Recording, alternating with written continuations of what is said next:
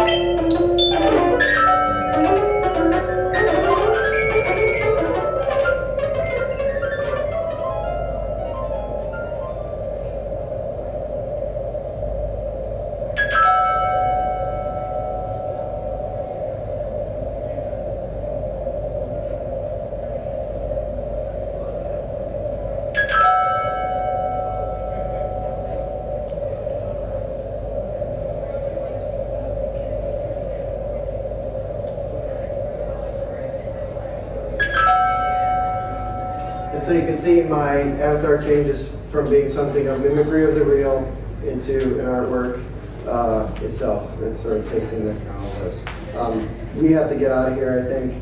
But if you want to talk to me more, I'll be available later. You can find me a drink and we can talk all night.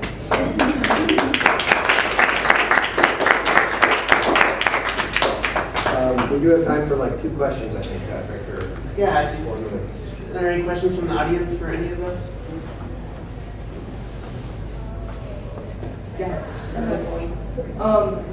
Can you talk a little bit about the concept of time in these virtual reality worlds and like, are they like real time? Because I've never gotten on Second Life, so are they in real time or Yeah, are they virtual constructs of time, and how do they affect the reality that you experience? Essentially, everything happens in real time while you're there. There's a lot of asynchronous objects that you can interact with. But if you're interacting with another avatar that has a human on the other side, that's synchronous interaction. And so, as far as like virtual instancing or something where you're interacting with a non-player character or AI, which is also happening in Second Life, because you can have an object go out to, what's the name of that engine? There's an AI website that you can interact with, take the Turing test essentially, and then interact with that object. And they're really working on artificial intelligence in Second Life, so you can go in, be trained, have an artificial intelligence train you on how to use it, interact with you, be your friend. The biggest advancements are actually happening in the field of sex in Second Life. I think the biggest advances in AI in general, most money being put towards it in the field, is in robotic companionship. So that might affect your perception of virtual time.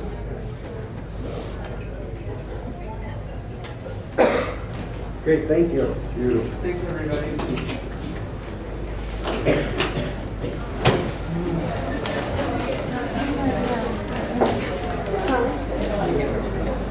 Thanks.